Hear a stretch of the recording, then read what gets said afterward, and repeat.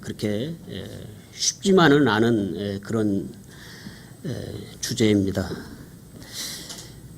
그래서 하나님께서는 예수 그리스도 안으로 들어온 우리 인생에 대해서 그분의 계획을 가지고 계십니다. 그리고 그 계획을 실행하시기 위해서 하나님께서는 우리가 하나님 말씀에 순종하는 삶을 살기 원하십니다.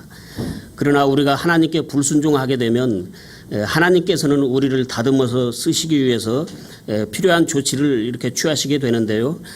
우리 개개인에게 애초에 가지셨던 그분의 계획이 좀 늦춰지더라도 하나님께서는 고난과 시련을 통해서 우리를 그분의 뜻에 굴복시키기도 하시는 것입니다. 이렇게 매를 맞고 나면 우리는 하나님께 복종하게 되는데 우리보다 강하신 분의 능력 앞에서 무릎을 꿇게 되는 것이죠. 이렇게 우리는 하나님께 혼이 난 후에야 복종하게 되는 경우도 있지만 그럼에도 불구하고 고집을 부리면서 끝내 하나님의 뜻을 따르지 않는 그런 성도들도 있습니다. 그래서 그런 성도는 하나님께서 일찍 데려가시거나 아니면 하나님의 계획 안에서 제쳐 놓으실 수가 있습니다. 이처럼 우리 신앙생활의 이면에는 하나님께 순순히 응하는 경우가 있는가 하면은 할 수 없이 복종하게 되는 경우와 또 불순종이 함께 뒤섞여 있는 것입니다. 그러나 우리의 자유의지를 존중하시는 하나님께서는 우리가 그분의 말씀에 자원하는 마음으로 순종하는 것을 더 기뻐하십니다. 아브라함은 하나님의 말씀에 따라서 갈 바가 어디인지도 알지 못하는 그런 상태에서 자신이 한평생을 살아왔으며 자신의 삶의 기반이 되어주었던 갈대아 우르에서의 모든 산업과 기득권을 버리고 미지의 세계를 향하여 떠남으로 하나님께 대한 순종을 보여주었습니다. 이것을 신약적으로 표현한다면 예수 그리스도를 통해서 죄 중에서 구원을 받은 성도가 이 세상이 추구하는 가치관과 결별을 하고 새로이 믿음의 여정에 들어서게 된 것과도 같다고 할 수가 있습니다.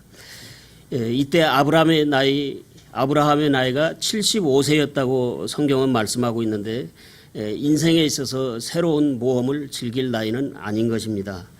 그러나 아브라함은 하나님의 말씀에 순종함으로 갈대아 우르를 떠났습니다. 저와 여러분도 죄로 가득한 갈대아 우르 같은 이 세상에서 순순히 또는 자의반 타의반으로 하나님의 복음 말씀을 듣고 복음에 순종하여 혼의 구원을 받음으로 일단 하나님께 순종하는 첫 관문은 잘 들어온 셈입니다. 복음의 면 말씀에 순종한 결과가 얼마나 놀랍습니까? 믿음 생활은 하나님 말씀에 대하여 계속해서 순종해야 하는 생활이므로 이제는 매일매일 생활에서의 순종하는 삶이 저와 여러분의 삶이 되어야 합니다. 성도는 하나님의 말씀에 따라서 순종하는 삶을 살게 될 때 참 자유를 누릴 수 있으며 그로써 열매 맺는 성도가 되며 또 하나님의 축복 아래서 사는 행복한 성도가 되는 것입니다. 순종이란 내 뜻을 포기하고 상대방의 뜻에 순순히 따르는 것을 말하는 것인데요. 그러므로 우리 예수 그리스도에 대한 진실한 사랑의 표현은 그분께 대한 순종으로 나타나게 되어 있습니다. 그런데 예수 그리스도를 모시고 있는 우리에게 가장 힘든 한 분야가 있다면 그것은 하나님의 말씀에 대하여 순종하는 것입니다. 우리 안에 있는 옛사람은 하나님의 명령 받기를 좋아하지 않기 때문입니다. 그러나 우리의 신앙생활의 승패는 하나님께 순종하느냐 또는 불순종하느냐의 여부에 달려 있습니다. 그러면 어떤 것이 성경적인 순종의 생활인가에 대해서 관련되는 그 성경 구절들을 쭉 찾아보겠습니다. 먼저 요한복음 14장 15절을 보겠습니다. 요한복음 14장 15절 말씀을 제가 읽겠습니다. 너희가 나를 사랑하면 내 명령들을 지키라. 짧은 말씀인데요. 순종은 예수님의 명령들 곧 하나님의 말씀을 지키는 것인데 그러기 위해서는 예수님을 향한 우리의 사랑이 전제되어야 합니다. 이 말씀에 대한 좀 더 분명한 지침은 아래 21절에서 해주고 있는데요. 아래 21절 말씀을 보겠습니다. 내 명령들을 가지고 그것들을 지키는 자가 나를 사랑하는 자니 나를 사랑하는 자는 내 아버지께 사랑을 받을 것이요 나도 그를 사랑하여 그에게 나를 나타내리라 하시니라. 예수님은 그 성도들의 립 서비스에 속지 않으십니다. 따라서 내가 주님의 말씀에 순종하지 못하는 부분이 있다면 그것은 그만큼 주님을 사랑하지 못하고 있다는 증거이므로 예수님께 받은 처음 사랑을 기억하며 다시금 예수님을 향한 그런 사랑의 마음을 갖도록 해야 할 것입니다. 주님을 향한 사랑이 전제되어서 하나님 말씀을 대하는 것하고 그저 교리적으로 하나님 말씀이 옳기 때문에 사무적으로 하나님 말씀을 대하는 것하고는 다른 결과를 가져옵니다. 그래서 에베소 교회의 성도들은 하나님 말씀에는 밝았지만 예수님을 향한 그 사랑은 차갑게 식어버렸기 때문에 예수님께 책망을 듣게 된 것입니다. 그래서 성경 공부를 많이 하는 교회들의 특징인데요. 그래서 그런 교회들은 에베소 교회의 전철을 밟지 않도록 주의를 해야 합니다. 다음에 순종은 요한복음 8장 29절을 보겠습니다. 앞으로 몇 장 넘겨서요. 요한복음 8장 29절입니다. 나를 보내신 분께서 나와 함께 계시는도다. 내가 항상 아버지를 기쁘게 하는 그것들을 행함으로 그분께서 나를 혼자 버려두지 아니하셨느니라 하시니라. 예수님께서 항상 하나님을 기쁘시게 하는 비결은 하나님의 말씀에 순종하기 때문이라는 그런 예수님의 증언인데요. 예수님께서는 항상 아버지 하나님께 순종을 하심으로 하나님께서는 그런 예수님을 바라보시고 기뻐하시며 사랑하사 늘 예수님과 함께 하셨다는 말씀입니다. 그 비결이 조금 전에 본 위에 요한복음 14장 21절의 말씀입니다. 그래서 주님을 사랑하는 것과 그분의 말씀에 순종하는 것은 그래서 사랑과 순종은 하나입니다. 다음에 순종에 대해서 히브리서 5장 8절과 9절을 보겠습니다.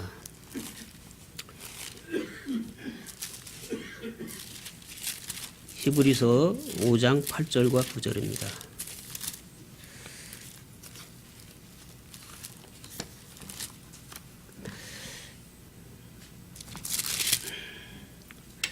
그분께서 아들이실지라도 친히 고난 받으신 일들로 말미암아 순종하기를 배우사 완전하게 되셨으므로 자기에게 순종하는 모든 사람들에게 영원한 구원의 창시자가 되시고. 예수님께서는 이 세상에 계실 때 저와 여러분과 똑같은 육체의 연약함을 가지고 계셨지만 그 가운데서도 죄를 짓지 않고 아버지께 온전히 순종하는 삶을 사셨습니다. 예수님께서는 종종 제자들과 떨어져서 새벽에 또는 밤을 새워가면서 아버지께 기도를 하셨는데 아마도 이때 예수님께서는 아버지께 부르짖으며 눈물로 기도와 간구를 들으셨을 것입니다. 예수님께서 하나님의 아들이실지라도 친히 받으신 고난으로 순종하기를 배워서 완전하게 되셨다고 성경은 말씀하고 있는데 예수님께서 삼위일체 하나님으로서 무언가 부족한 부분이 있었기 때문에 그런 순종을 배워서 완전하게 되셨다는 그런 말씀이 아닌 것이죠. 이 말씀은 예수님께서는 저와 여러분과 똑같은 그런 열악한 연약한 그런 환경과 조건 속에서도 얼마든지 하나님을 섬기며 하나님께 순종할 수 있음을 보여주심으로써 그처럼 그와 같은 고난을 통해서 자신이 하나님의 아들이시리라는 것을 입증해 보이셨다는 그런 말씀이 되겠습니다. 그것이 지금 우리에게 증명이 되고 있지 않습니까?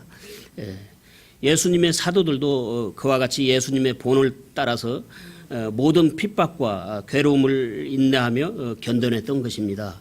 따라서 저와 여러분도 고난이 오면 멀리 달아나는 것이 아니라 하나님의 말씀에 순종을 함으로써 우리가 하나님의 자녀요 그리스도인임을 유력하게 증명할 수 있는 오히려 그런 기회로 이렇게 삼아야 되는 것입니다. 다음에 베드로전서 5장 5절과 6절을 보겠습니다. 베드로전서 5장 5절과 6절입니다. 너희 젊은 사람들아 이와 같이 장로에게 복종하고 참으로 너희가 다 서로에게 복종하며 겸손으로 옷 입으라. 하나님께서 교만한 자는 물리치시고 겸손한 자에게는 은혜를 주시느니라. 그러므로 하나님의 강한 손 밑에서 스스로 겸손하라. 그리하면 정하신 때에 그분께서 너희를 높이시리라. 이 말씀은 특별히 젊은 사람들에게 하시는 말씀인데요. 자신이 젊은 편에 속한다면 잘 들으시기 바랍니다. 그런데 지금 이 시간에는 그렇게 젊은 형제들이 거의 보이지 않습니다. 사람들 앞에서 자신을 낮추고 겸손해야 하나님께 순종하는 삶을 살 수 있습니다. 하나님께 순종하는 삶을 살기 위해서는 다른 사람들 앞에서 나를 내세워서는 안 되는데, 특히 자신보다 연장자 앞에서 자신을 낮추고 겸손을 갖춘 사람이 되지 않으면 주님께 순종하는 삶을 살 수 없습니다. 하나님께서는 사람들을 통하여 하나님께 순종하는 것과 하나님을 섬기는 것을 가르치기 때문입니다. 이것을 잊지 마시기 바랍니다. 하나님께서는 주로 사람들을 통하여 여러분을 훈련하십니다. 그러므로 눈에 보이는 사람들 앞에서 자신이 겸손한 사람으로 인정받지 못한다면 눈에 보이지 않는 하나님께로부터는 더더욱 인정받을 수 없는 것입니다. 나중에 혹시라도 젊은 형제님들이 인터넷을 통해서 듣게 되시더라도 꼭 기억하시기 바랍니다. 교회 안에서 여러분보다 연장자에게 먼저 인사하는 그런 성도가 되시기를 바랍니다. 인사성이 밝은 사람이 영적으로도 고르게 갖출 수 있는 사람이 되는 것입니다. 그래서 하나님께서 여러분의 때에 여러분을 높이시게 될 것입니다. 다음에 순종은 요한복음 17장 4절을 보겠습니다. 요한복음의 말씀을 좀 많이 보게 되는데요. 17장 4절입니다. 내가 아버지를 땅에서 영화롭게 하셨사오니 곧 내가 아버지께서 내게 하라고 주신 일을 끝마쳤나이다. 순종의 목적은 저와 여러분이 이 땅 위에서 사는 지금 이 순간 하나님께 영광을 돌리는 삶으로 하나님을 영화롭게 하는 것을 말합니다. 하나님 아버지께서 우리에게 맡기신 일, 그것이 하나님의 일인데요. 우리도 예수님의 본을 받아서 저와 여러분에게 맡겨진 하나님의 일을 완수하는 것이 순종입니다. 그 하나님의 일을 예수님께서는 다음과 같이 말씀하셨습니다. 요한복음 6장 29절을 보겠습니다. 요한복음 6장 29절입니다. 하나님의 일에 대해서 예수님께서 이렇게 말씀하셨습니다. 예수님께서 그들에게 대답하여 이르시되 하나님께서 보내신 자를 너희가 믿는 것, 이것이 곧 하나님의 일이니라 하시니라. 우리 예수님을 믿는 것이 하나님의 일이라고 말씀하고 있는데요. 왜냐하면 예수님께서 이 세상에 오실 때 하나님의 모든 명령과 우리 인간들이 하나님께 순종해야 될 그러한 모든 지침들을 다 갖고 내려오셨기 때문입니다. 그래서 좀 예수님을 믿는 것이라는 게 조금은 포괄적인 개념이 될 수가 있는데요. 그러나 어렵게 생각하실 필요는 없습니다. 하나님께서 저와 여러분에게 그만한 지각 능력을 주셨으므로 우리가 행하고자 하면은 우리 의지가 이제 중요하다는 말씀이죠. 그래서 우리도 끝까지 하나님께 순종할 수가 있습니다. 다음에 잠언 10장 8절을 보겠습니다. 순종에 대해서 잠언 10장 8절은 어떻게 말씀하고 있는지 보겠습니다.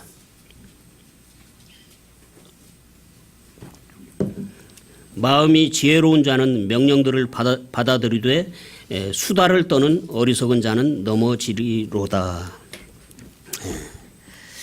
하나님 말씀에 순종하는 사람은 지혜로운 자라고 말씀하고 있습니다. 그래서 하나님 말씀을 가슴으로 받아들인 다음에 내 생활에서 말씀이 지시하는 대로 준행하는 사람이 지혜로운 사람이라는 것이죠. 그런데 지혜로운 사람은 그렇게 많지 않은 것 같습니다. 이 구절에서는 지혜로운 자와 수다쟁이에 대해서 비교를 해서 보여주고 있는데요. 마음이 지혜로운 자는 명령들, 즉 하나님 말씀을 받아들인다고 말씀하고 있지만 수다를 떠는 자들, 그러니까 외형적으로 보기에는 믿음이 있는 것처럼 보일지라도 입으로는 하나님 말씀의 놀라움에 대해서 이야기를 잘하죠. 그래서 진지하게 질문도 하고 따지기도 하면서 떠들어대지만 정작 하나님 말씀대로 순종하지는 않고 있는 사람들을 말하고 있는 것입니다. 그래서 예수님께서 저주하신 입만 무성하고 열매는 없는 그와 같은 그 무화과 나무와 같은 그런 존재라는 것입니다. 성도들이 믿음의 길을 가다 보면 이런 사람들을 종종 만나게 되는데요. 입만 살아있는 그런 수다쟁이에 대해서 존 버년도 철로 역정에서 아주 예리하게 지적하고 있습니다. 예수님께서 사랑하시는 성도 여러분, 그리스도인은 정직하고 진실무망해야 합니다. 그래서 진실무망이라는 말은 사람들로부터 원망을 받지 않아야 된다는 그런 말이죠. 그러므로 영적인 사람처럼 보이려고 수다쟁이처럼 영적인 사람처럼 보이려고 자신을 꾸밀 필요가 없는 것입니다. 그래서 내가 다른 사람들보다 성경을 몇 구절 더 안다고 해서 또 뭔가를 아는 채 한다고 해서 영적인 사람이 되는 것이 아닙니다. 그래서 어떤 목사님이 말씀하시기를 사람들은 교회에 올 때 가슴에 커다란 명찰을 달고 오는데 거기에는 이렇게 써 있다고 합니다. 그래서 나는 영적으로 아무 문제가 없습니다. 이런 팻말을 붙이고 온다는데요. 자신은 영적으로 성숙한 사람이니까 나를 어린애 취급하지 말라는 것이죠. 그 말인즉슨 다른 성도들에게 영적으로 꿀리기 싫다는 그런 이야기입니다. 그런데 그런 것들은 모두 하나님께서 싫어하시는 가식적인 것들입니다. 하나님께서는 자신을 낮출 줄 아는 겸손하고 정직한 성도를 좋아하십니다. 이런 성도가 더 빨리 성장하며 또 더 건실한 그런 믿음의 성도로 성장할 수가 있는 것입니다. 다음에 순종에 대해서 요한복음 14장 21절은 아까 봤죠. 15장 요한복음 15장 10절에서 12절을 보겠습니다. 10절에서 12절입니다. 내가 내 아버지의 명령들을 지켰고 그분의 사랑 안에 거하는 것 같이 너희도 내 명령들을 지키면 내 사랑 안에 거하리라. 내가 너희에게 이 일들을 말한 것은 내 기쁨이 너희 안에 머물러 있어 너희의 기쁨이 충만하게 하려 함이니라. 내 명령은 곧 내가 너희를 사랑한 것 같이 너희도 서로 사랑하라 하는 이것이니라. 순종은 주님께서 말씀하신 명령들을 지키는 일입니다. 그래서 기쁨으로 주님의 말씀에 순종하는 성도들은 다른 성도들도 사랑하게 되는 것입니다. 여러분은 주님 안에서 참된 기쁨을 누리고 계십니까? 여러분, 기쁨을 누려본 사람만이 다른 사람들을 사랑할 수가 있습니다. 여러 가지 일들로 갈등하며 고난과 시련으로 기쁨을 상실했다면 다시 기쁨을 회복하시기 바랍니다.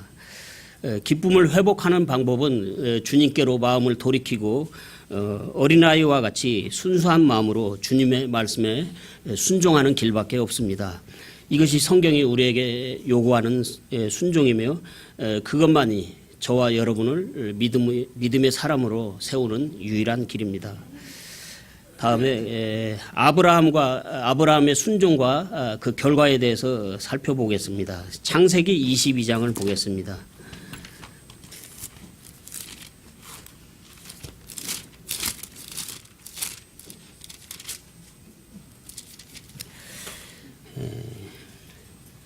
(1절에서) (12절까지인데요) 좀 내용이 길기 때문에 3절까지만 읽겠습니다. 이 일들 뒤에 하나님께서 아브라함을 시험하시려고 그에게 이르시되 아브라함아 하시니 그가 이르되 보소서 내가 여기 있나이다 하매 그분께서 이르시되 이제 내 아들 곧 내가 사랑하는 내 유일한 아들 이삭을 데리고 모리아 땅으로 가서 거기서 내가 내게 일러줄 산들 중에 하나에서 그를 번제 헌물로 드리라 하시니라. 아브라함이 아침에 일찍 일어나 나귀의 안장을 얻고 자기와 함께한 자기 청년들 가운데 두 명과 자기 아들 이삭을 데리고 번제 헌물에 쓸 나무를 쪼개어 가지고 일어나 하나님께서 자기에게 말씀해 주신 곳으로 갔더라. 아브라함은 하나님께서 함께 하시는 하나님의 사람이었습니다. 근데 이때 아브라함에게는 매우 이해하기 어려운 시험이 찾아왔습니다. 하나님의 입장에서는 아브라함의 믿음을 테스트하기 위한 시험이었지만은 당사자인 아브라함의 입장에서는 결코 쉬운 문제가 아니었을 것입니다. 성경에는 이렇게 간략하게 기록이 됐지만은 여러분, 아브라함도 저도 여러분도 다 똑같은 성정을 가진 같은 사람입니다. 더군다나 이삭이 어디 보통 아들입니까? 그러나 여기서 아브라함은 과연 믿음의 조상답게 놀라운 믿음을 우리에게 보여주고 있는데요. 이 이야기는 아브라함 믿음의 절정으로서 우리에게 아름답게 제시되고 있습니다. 하나님께서는 성경 기록을 통해서 그와 같이 아브라함의 순종을 우리에게 보여주시고 싶으신 것입니다. 하나님께서는 지극히 거룩하신 분이시요, 하나님 그분의 생각과 모든 말씀과 하나님께서 하시는 모든 일들은 항상 옳기 때문입니다. 그릇된 것은 전혀 찾아볼 수가 없습니다. 그러므로 하나님께서는 하나님으로서 모든 창조물들에게 하나님으로서 대접을 받으셔야 마땅합니다. 그런데 지금 우리 하나님께서 그런 대접을 받고 계십니까? 그런 대접을 못 받고 계시죠. 이것은 매우 부당한 일입니다. 저와 여러분이 대접을 받지 못하는 것보다도 비교할 수 없을 정도로 이거 하나님께 굉장히 부당한 일입니다. 그런데도 하나님께서는 지금 참고 계시죠. 그래서 저와 여러분이 하나님을 사랑한다면 우리는 이런 하나님께서 부당한 대접을 받으시는 것에 대해서 분노할 줄 알아야 합니다. 그리고 우리 자신을 돌아볼 때도 우리가 제대로 하나님을 대접해드리지 못하고 있음을 거기에 대해서 우리 좀 회개를 해야 됩니다. 근데 어떤 분들은 말하기를, 만약에 하나님께서 내게도 아들을 바치라고 하면 어떻게 하지? 나는 아브라함 같이 아들을 바칠 만한 믿음이 없는데, 그렇게 걱정하는 분들을 봤습니다. 그러나 이 시대는 하나님께서 아브라함에게 했던 것과 같은 그런 똑같은 방식으로 우리에게 아들을 바치라는 명령을 하시지는 않습니다. 그러나 하나님께서 저와 여러분의 믿음을 테스트하실 때 그 원리는 그때나 지금이나 똑같습니다. 저와 여러분이 가장 귀하게 여기는 것이 하나님과 우리 사이를 가로막는 우상이 될 수 있기 때문에 하나님께서는 무엇이 됐든지 그것을 용인하실 수가 없는 것입니다. 하나님은 사랑의 하나님이실 뿐만 아니라 질투하시는 하나님이시기 때문입니다. 하나님께서는 우리 각 개인과 사랑을 하시기 원하시는데, 우리가 하나님보다 다른 것들을 사랑하면 하나님께서는 마땅히 질투를 하십니다. 그러므로 산이 높을수록 골짜기도 깊다는 것을 우리는 알아야 합니다. 저와 여러분이 이러한 하나님의 사랑을 이해해야 합니다. 그러나 우리가 믿음 생활에 있어서 갈팡질팡하거나 들쭉날쭉하면은 하나님께서는 굳이 저와 여러분의 믿음을 시험해 보실 필요가 없습니다. 그것은 시험을 해보나 마나이기 때문입니다. 그래서 믿음 생활을 충실히 하는 성도에게 오히려 시험이 오는 것입니다. 그때 믿음으로 순종하여 하나님께 인정받는 저와 여러분이 되시기를 바랍니다.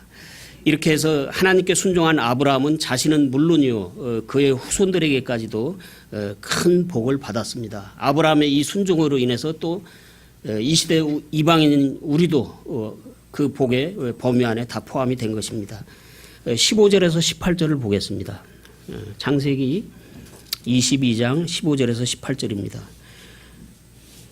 이 이삭을 이제 번제 헌물로 막 드리려고 할 때죠. 칼로 이삭을 잡으려고 할 때, 주의 천사가 하늘에서부터 두 번째 아브라함을 불러 이르되, 주가 말하노라, 내가 나를 두고 맹세하였노라. 곧 네가 이 일을 행하여 네 아들, 즉 네 유일한 아들을 아끼지 아니하였으므로 내가 네게 복을 주고 복을 주며 또 네 씨를 하늘의 별들같이 바닷가의 모래같이 번성하게 하고 번성하게 하리니 네 씨가 자기 원수들의 문을 소유하리라. 또 내 씨 안에 땅의 모든 민족들이 복을 받으리니 이는 네가 내 음성에 순종하였기 때문이니라 하니라.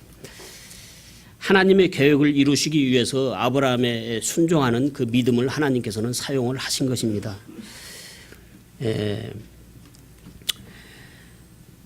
저와 여러분은 아브라함처럼 큰 인물이 아니기 때문에 하나님께서 저와 여러분의 그릇의 크기에 맞는 그런 시험이 주어질 것입니다. 그리고 우리가 그 시험에 순종하면은 하나님께서는 우리 그릇의 크기에 맞게 복을 주실 것입니다. 하나님은 신상필벌하시는 보응의 하나님이시기 때문입니다. 다음은 아브라함의 믿음과 대비해서 사울의 불순종에 대해서 사무엘상 15장을 보겠습니다. 사무엘상 15장입니다. 사울 왕의 불순종에 대한 이야기는 사무엘상 15장 전체에서 다루어지고 있는데요. 31절까지 다 읽을 수는 없기 때문에 몇 구절만 보겠습니다. 먼저 3절을 읽겠습니다. 지금 가서 아말렉을 쳐서 그들이 가진 모든 것을 진멸하고 남기지 말며 남자와 여자와 어린 아기와 젖먹이와 소와 양과 낙타와 나귀를 죽이라 하매. 다음에 8절에서 11절까지 읽겠습니다. 아말렉 족속의 왕 아각을 산채로 사로잡으며 칼날로 그 온 백성을 진멸하니라. 그러나 사울과 백성이 아각과 또 양과 소와 살진 것 중에서 가장 좋은 것과 어린 양과 모든 좋은 것을 남기고 그것들을 진멸하려 하지 아니하며 다만 나쁘고 가치 없는 것만 다 진멸하니라. 그때 주의 말씀이 사무엘에게 임하니라. 이르시되 내가 사울을 왕으로 삼은 것으로 인해 슬퍼하노니 그가 나를 따르는 것에서 돌이켜 내 명령을 수행하지 아니하였느니라 하시니라. 그것으로 인해 사무엘이 근심하며 온 밤을 주께 부르짖으니라. 다음에 15절 읽겠습니다. 사울이 이르되 그들이 그것들을 아말렉 족속에게서 끌어왔나이다. 백성이 주 당신의 하나님께 희생물을 드리려고 양과 소들 중에서 가장 좋은 것을 남겼으며 나머지는 우리가 진멸하였나이다 하매. 이렇게 변명을 하고 있죠. 다음에 20절에서 24절까지 읽겠습니다. 사울이 사무엘에게 이르되 참으로 나는 주의 음성에 순종하여 주께서 나를 보내신 길로 가서 아말렉 왕 아각을 끌어왔고 아말렉 족속을 진멸하였으나 다만 백성이 길갈에서 주 당신의 하나님께 희생물을 드리려고 노량물 중에서 양과 소와 또 마땅히 진멸시켜야 할 것들 중에서 가장 좋은 것을 취하였나이다 하매. 사무엘이 이르되 주께서 주의 음성에 순종하는 것만큼 번제 헌물과 희생물을 크게 기뻐하시나이까. 보소서 순종이 희생 헌물보다 낫고 귀를 기울이는 것이 수대양의 기름보다 나으니 거역하는 것은 마술죄와 같고 완고한 것은 불법과 우상숭배와 같나이다. 왕이 주의 말씀을 버렸으므로 그분께서도 왕을 버려 왕이 되지 못하게 하셨나이다 하더라. 아브라함의 순종이 유명한 것만큼이나 사울의 불순종도 유명합니다. 그러나 아브라함의 순종이나 사울 왕의 불순종이나 이 두 이야기의 결론은 모두 성도들에게 하나님께 대하여 순종할 것을 가르치고 있습니다. 생식이 불가능한 나이에 하나님께서 기적을 베풀어 주심으로 얻은 아들인 이삭을 보며 인생의 즐거움을 노래하고 있을 무렵에 뜬금없이 하나님께서 아브라함에게 독자 이삭을 바치라고 한 것은 그저 단순히 아브라함의 믿음만을 테스트해 보기 위해서 그런 것은 아니었습니다. 아까도 잠깐 언급을 했습니다만 하나님께서는 이삭을 통해서 예수 그리스도의 십자가의 고난을 예표적으로 나타내시기 위해서 그와 같이 아브라함의 순종하는 믿음을 하나님의 계획에 사용하시기 위해서였던 것입니다. 마찬가지로 아이와 짐승들까지도 남김없이 아말렉 족속의 모든 것들을 다 멸절시키라는 하나님의 명령은 그만한 이유가 있기 때문입니다. 이스라엘 백성들이 모세의 지도 아래서 출애굽을 하여 광야 생활을 할 때 뒤따라오면서 이스라엘 백성들을 끊임없이 괴롭히던 족속들이 바로 아말렉 족속들이었습니다. 그래서 성경에서 아말렉 족속은 우리의 옛성품, 그 육신을 상징적으로 나타내고 있는 존재입니다. 성도들의 원수는 마귀와 이 세상과 그리고 우리의 육신, 그러니까 자아죠. 그래서 마귀와 세상은 외적인 원수이고 육신은 우리의 내적 원수인 것입니다. 그래서 저와 여러분의 옛 성품, 이 육신의 성품, 이 자아는 우리가 믿음 생활을 하지 못하도록 끝까지 우리를 방해하며 물고 늘어지는 것입니다. 그래서 신약 성경에서 우리의 육신인 옛사람에 대해서 명료하게 정리를 해주고 있는 바와 같이 육신과는 타협의 대상이 아닙니다. 그런데 지금 사울왕은 타협을 하고 말았죠.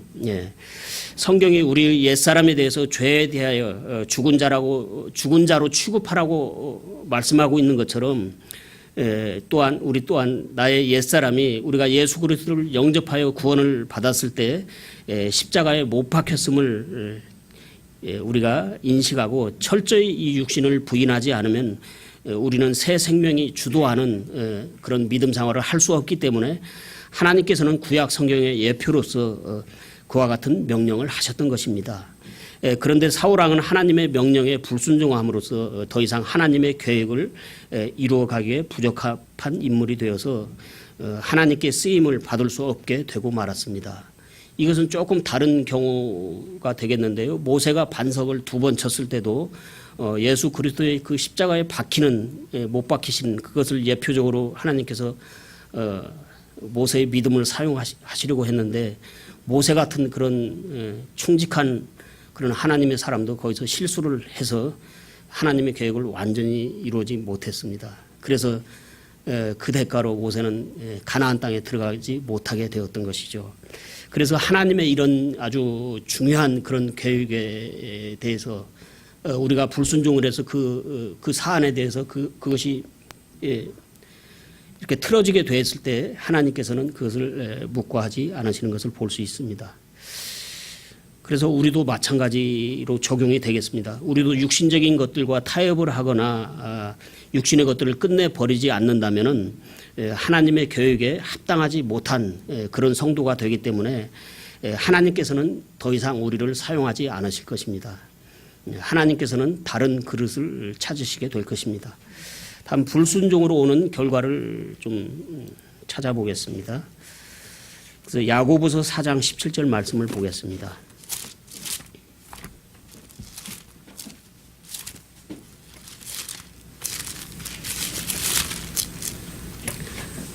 4장 17절입니다. 그러므로 선을 행할 줄 알고도 행치 아니하는 자에게는 곧 그에게는 그것이 죄가 되느니라. 선을 행할 줄 알고도 행치 아니하면 죄라고 말씀하고 있는데요. 하나님의 말씀을 알면서도 순종하지 않고 있는 자들에 대해서 경고하시는 말씀입니다. 이 말씀에 의하면 그날 예수님 앞에서 저와 여러분은 아마도 고개를 들지 못하게 될 것입니다. 우리가 성경을 많이 배운 것에 대해서 그날에는 후회하게 될 것입니다.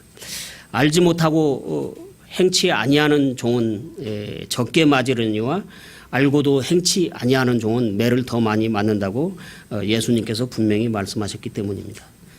그러나 이 말씀에 미리 겁을 먹고 성경에 대해서 배우려고 하지 않으면 또 안 됩니다. 이 말씀은 성경을 적게 배우라는 그런 말씀은 아니기 때문입니다.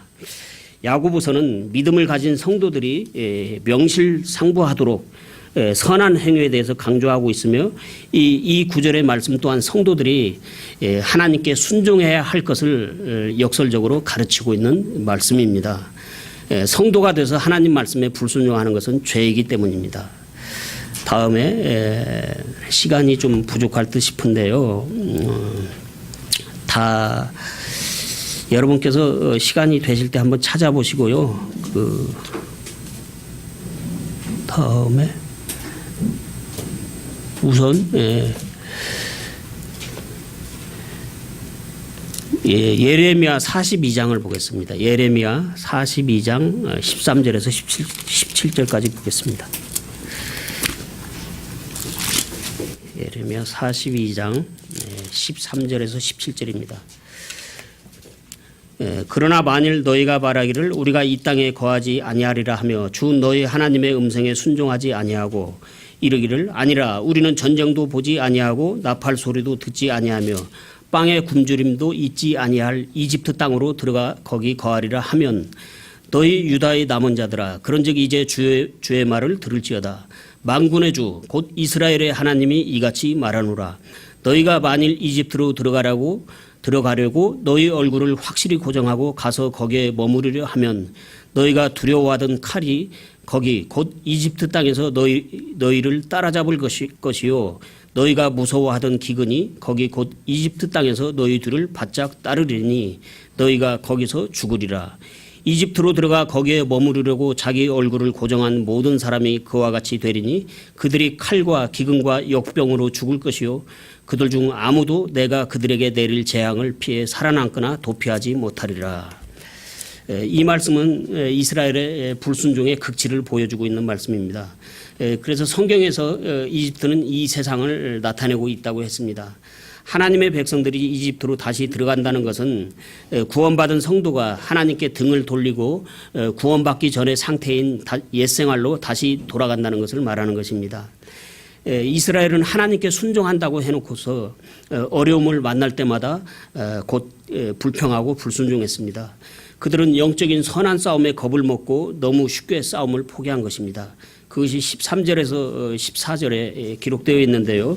우리도 구원받고 나서 처음에 순조로운 가운데서 믿음의 길을 갈 때는 이스라엘 백성들과 마찬가지였습니다. 하나님의 모든 말씀을 지키며 순종하겠다. 필요하면 내 목숨까지 내어놓겠다고 해놓고서 어려움이 닥치고 문제가 풀리지 않으면 다시 옛생활로 돌아가는 그런 성도들이 한둘이 아닙니다.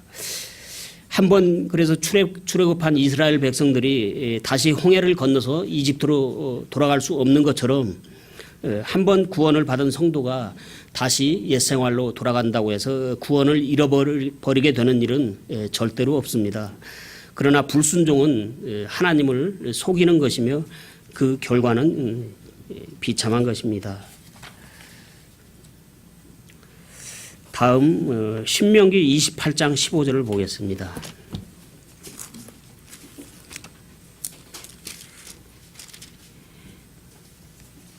15절입니다. 그러나 만일 내가 주 내 하나님의 음성에 귀를 기울이지 아니하여 내가 이날 내게 명령하는 그분의 모든 명령과 법규를 지켜 행하지 아니하면 이 모든 저주가 내게 임하고 너를 따라잡으리니 여기까지. 불순종은 저주입니다. 신명기 28장은 총 68절로 되어 있는데요. 1절에서 14절까지는 순종의 결과에 대한 복이 기록되어 있고 나머지 54구절 15절에서 68절까지는 불순종에 대한 하나님의 가시돋친 저주의 말씀들이 기록되어 있습니다. 그래서 축복의 말씀은 분량이 매우 적고 저주의 말씀이 훨씬 많죠. 그래서 어떤 성도는 신명기 28장을 보고 하나님께서 왜 축복은 이렇게 조금만 주시고 저주는 왜 이렇게 많이 하시는지 하나님은 불공평하다고 하는 분도 있는데 그것은 그 성도가 아직 하나님의 마음을 몰라서 하는 소리입니다. 우리 하나님께서는 결코 불공평한 그런 분이 아니십니다. 다른 성경도 마찬가지입니다만 신명기 28장은 이 말씀 전체에 담긴 하나님의 마음을 읽는 것이 중요합니다. 하나님께서 순종하면 복을 주시겠다고 14구절을 말씀하셨는데요. 이 14구절이면은 우리의 복은 차고 넘쳐서 더 이상 축복이 되는 말씀을 기록하실 필요가 없습니다. 우리 인생은 그것이면 충분하기 때문입니다. 남습니다. 그러나 하나님께서 이처럼 복보다 4배 정도나 많은 분량으로 54구절이나 되는 저주의 말씀을 기록하게 하신 것은 하나님의 양떼들로 하여금 가시 울타리와도 같은 이 불순종의 저주를 향해서 성도들이 가는 일이 없도록 유도하시기 위해서 하나님께서는 불순종에 대한 저주의 말씀들을 더 많이 기록하게 하신 것입니다. 그래서 후반부에 이 54구절의 말씀을 하나님께서는 가시 울타리와 같은 그런 역할을 하도록 해놓으신 것입니다.